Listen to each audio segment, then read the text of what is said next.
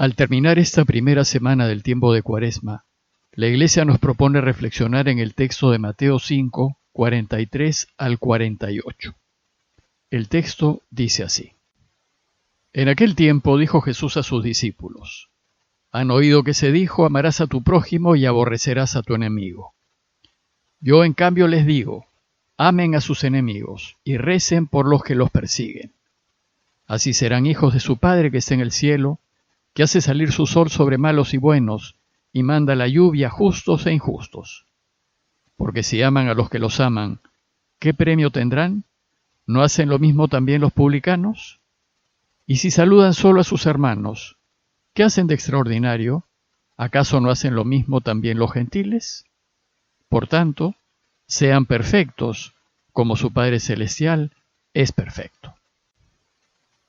Ayer vimos que uno de los principales temas de Cuaresma es el perdón, y que no solo estamos invitados a perdonar a todos los que nos hacen daño, sino también estamos invitados a pedir perdón a todos los que hemos ofendido, porque el perdón es esencial si deseamos que Dios reine.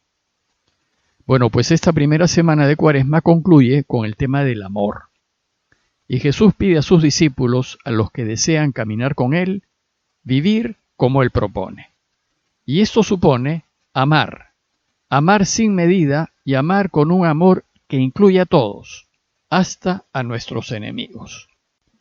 Pues ese amor es el que nos va a permitir perdonar a los que nos han ofendido, ya que si no amamos al que nos ha hecho daño, el perdón es imposible. El texto de hoy empieza diciéndonos que dijo Jesús a sus discípulos: Han oído que se dijo, amarás a tu prójimo y aborrecerás a tu enemigo. Efectivamente, la ley de Moisés, entre los más de 600 mandamientos y normas que tiene, manda amar al prójimo. Dice el Levítico 19:18 con toda claridad: No te vengarás ni guardarás rencor contra los hijos de tu pueblo. Amarás a tu prójimo como a ti mismo. Sin embargo, los judíos aplicaban este mandamiento solo a los miembros de su propio grupo, a los de su clan familiar, a los paisanos y a los de su propia tierra. Hoy hay mucha gente que funciona así, y solo va a ayudar a su familia, a sus amigos, a los de sus círculos, a los de su misma ideología, es decir, a aquellos con los que tiene lazos comunes. Pero al desconocido y al migrante, aunque esté muy necesitado, ni caso le hace. Considerando esto, la ley de Moisés también enseña que hay que amar al extranjero, al migrante, al que vive entre nosotros pero que no es de los nuestros. Dice Levítico 19:34, Al forastero que reside junto a ustedes, le mirarán como a uno de su pueblo y lo amarán como a sí mismo, pues forasteros fueron ustedes en la tierra de Egipto. Todo esto ya estaba en la ley de Moisés. Entonces, ¿qué de nuevo nos enseña Jesús? Bueno, pues sucede que en la ley de Moisés también hay indicaciones que nos llevan a odiar a nuestros enemigos. Por ejemplo, dice Éxodo 34:12, Guárdate de hacer pacto con los habitantes del país en que van a entrar, para que no sean un lazo en medio de ti. Y Deuteronomios 23:7 dice, No buscarás jamás mientras vivas su prosperidad, la del extranjero, ni su bienestar. Este odio al extranjero es comprensible, pues Israel vivió una gran parte de su historia rodeada de enemigos y sometida a enemigos. Esta situación de constante invasión había convertido al pueblo de Israel en un pueblo muy nacionalista, dispuesto a defender su identidad, su religión, su ley, sus costumbres, ante toda potencia extranjera y a repudiar todo lo que no era judío. El resultado fue que ellos no podían ver al extranjero, que era sinónimo de enemigo, y por tanto en la vida diaria y contextos de la ley que de una parte te invitan a acoger y ayudar al extranjero y de otra que te invitan a aborrecerlo, la práctica fue simplemente odiar a los extranjeros. Ahora Jesús en el texto de hoy va a enseñarnos sin rodeos el amor a los enemigos, quienes sean, y de esta manera va a superar y perfeccionar la ley de Moisés. Dice el texto, yo, en cambio, les digo, amen a sus enemigos y recen por los que los persiguen. Esta enseñanza de Jesús resultaba muy chocante para sus oyentes, pues en el momento en que enseñaba esto a sus discípulos, hacía más de 90 años que la tierra de Israel estaba tomada por los romanos. Ellos hablaban otra lengua, tenían otros dioses y otras costumbres. La dominación de Roma suponía pagar un impuesto por vasallaje y trabajar en un sistema de explotación para producir grano, aceite y otros alimentos para el imperio, mientras que el pueblo de Israel pasaba hambre.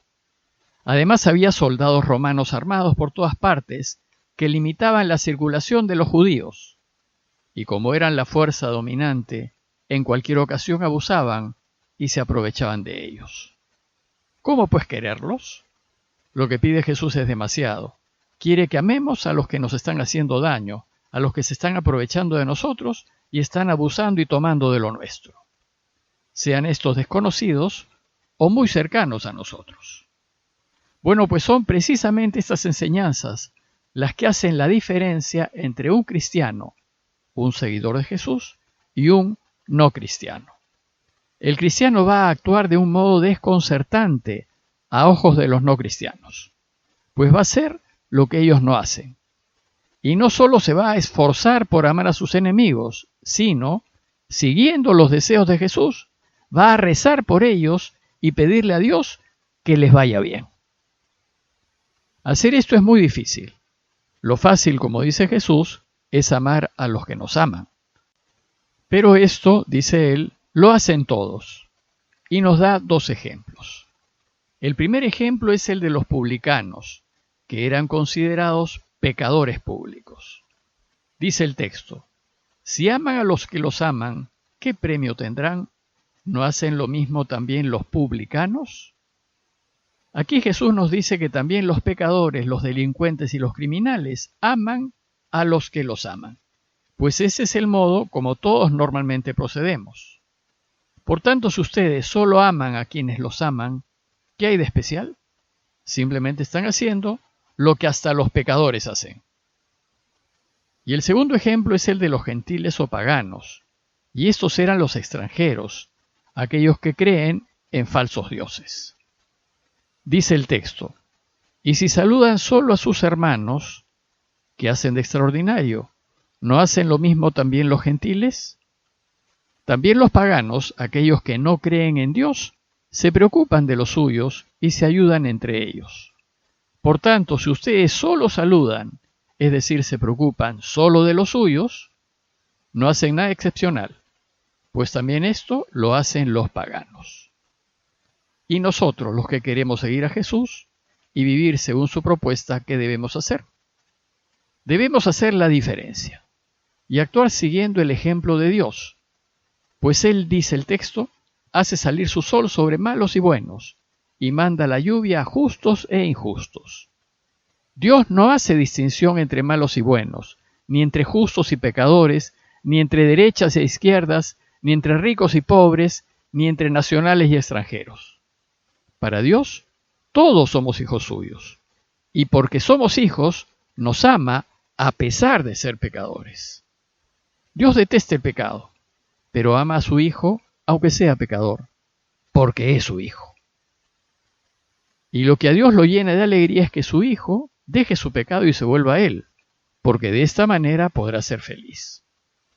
Luego, si Dios no hace distinción de personas, nosotros tampoco debemos hacerlo. Como discípulos de Jesús, nuestro amor y preocupación por el prójimo debe ir más allá de nuestra familia, del círculo al que pertenecemos, más allá de nuestros paisanos y de quienes las piensan como nosotros, incluso más allá del país en el que estamos. Por eso la práctica de la Iglesia cuando hace caridad es ayudar al necesitado, sin preguntar si es justo, y ni siquiera preguntar si es católico. Lo que hay que hacer es simplemente ayudar. El deseo de Jesús es que amemos a todos nuestros enemigos, y enemigos son todos los que no son amigos. Evidentemente, los que no son amigos son todos los que nos hacen daño, se aprovechan de nosotros y nos hacen sufrir. Pero también son los antipáticos, los que nos incomodan, los que no piensan como nosotros, aquellos de quienes nos sentimos amenazados. Todos ellos no son amigos, son enemigos nuestros. Y Jesús en su enseñanza de hoy nos invita a amarlos. ¿Y qué significa amarlos? Ciertamente no significa que debemos estar con ellos, ni salir, ni siquiera divertirnos con ellos. Lo que significa es que no debo hacerles daño, que no debo hablar mal de ellos ni destruirlos con mis palabras y comentarios, que no debo buscar vengarme, ni buscar que les vaya mal. Amar a nuestros enemigos significa querer y buscar más bien que les vaya bien. Significa no discriminarlos ni separarlos. Incluso significa hacerles favores y ayudarlos si podemos. Y no tienen que saberlo. Si hacemos así, dice Jesús, seremos hijos de su Padre que está en el cielo. Es decir, actuaremos como el Padre. Seremos astillas de ese palo. La enseñanza de hoy concluye diciéndonos, por tanto, sean perfectos como su Padre Celestial es perfecto. Aquí, el énfasis de Jesús es en la perfección, no en la divinidad. Lo que Él nos pide es que seamos perfectamente humanos, así como Dios es perfectamente divino. Así como cuando decimos, qué humana es esa persona. Lo que estamos diciendo es, qué amante, qué generoso, qué inclusivo, qué perdonador. Pidámosle pues a Dios que nos ayude a amar a nuestros enemigos y a hacer el bien a quienes nos odian, para ser verdaderos hijos suyos. Parroquia de Fátima, Miraflores, Lima.